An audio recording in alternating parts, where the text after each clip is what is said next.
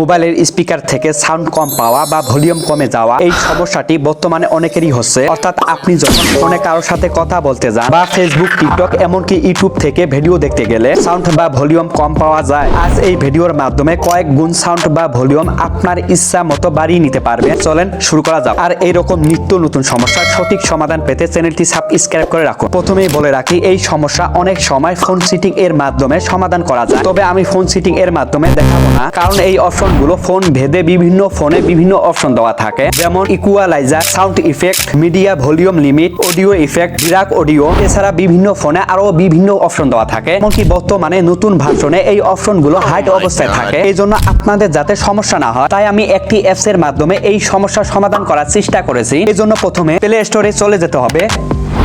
এখন উপরে সার্চ লিস্টে ভলিউম বুস্টার গুড ইভি লিখে সার্চ করতে হবে।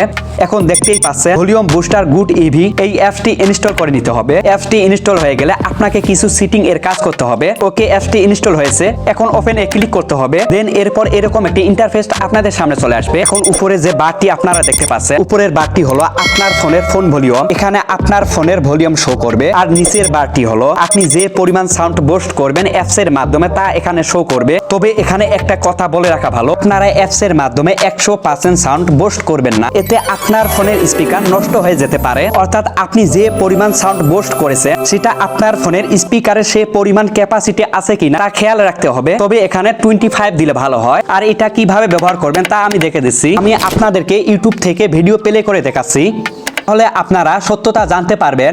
এখন উপর দিকে সোয়াইপ করলে নিচের দিকে অ্যাপসটি দেখতে পারবেন, ভলিউম বুস্টার গুড ইভি, এখানে ক্লিক করতে হবে।